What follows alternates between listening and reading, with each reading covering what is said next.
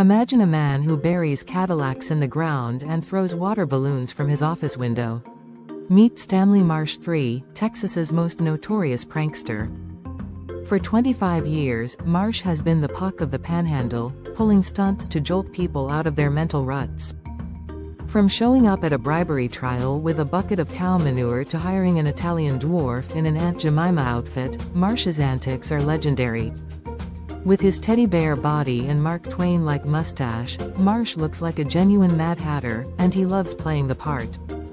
He calls himself Stanley Marsh III, pronouncing "three" because he thinks Stanley Marsh III is too pretentious. For the past 2 years, Marsh has decorated Amarillo with bizarre street signs, aiming to fight back the flood of Philistinism. But when teenager Ben Wittenberg stole one of Marsh's signs, a fierce feud erupted between two of Amarillo's most prominent families. Marsh hunted down Ben, threatened him with a hammer, and locked him in a chicken coop, igniting a legal battle. George Wittenberg, Ben's father, filed a lawsuit against Marsh, accusing him of severe emotional distress and using his signs to lure teenage boys. Wittenberg even claimed Marsh had engaged in sexual misconduct with young men who worked for him. Marsh denied the allegations, calling them ridiculous and untrue, but the feud was far from over. To many in Amarillo, the fight between Marsh and Wittenberg was like an old-fashioned range war, but over street signs instead of cattle. In December, an Amarillo grand jury indicted Marsh on felony charges of aggravated assault and kidnapping in the chicken coop incident. Amarillo, often described as dull, is anything but. It's a quirky mix of cowboy types, Bible Belt Christians, and eccentric millionaires. Despite its evolution, Amarillo remains Texas's last truly western city, with stockyards and great ranches still operating. Marsh and Wittenberg are members of the Lucky Sperm Club, descendants of men who became richer than their wildest dreams.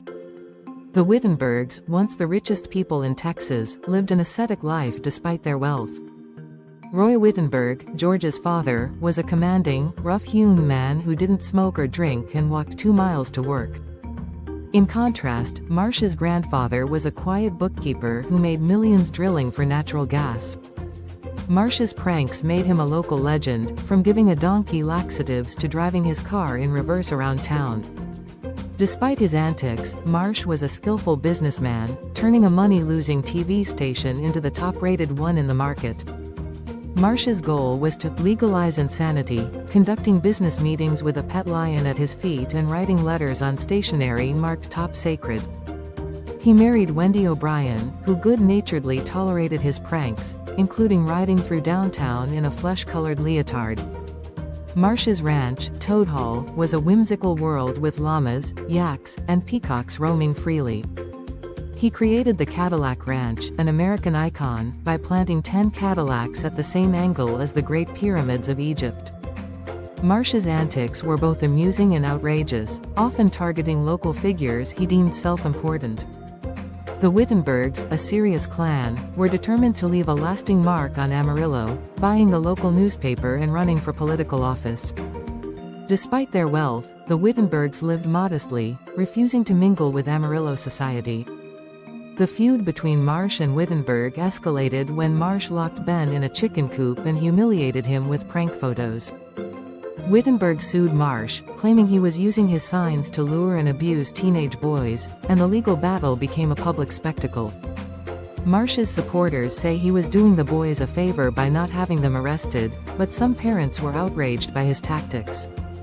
As the feud continues, Amarillo watches eagerly, debating whether it's George or Stanley who is the true hero.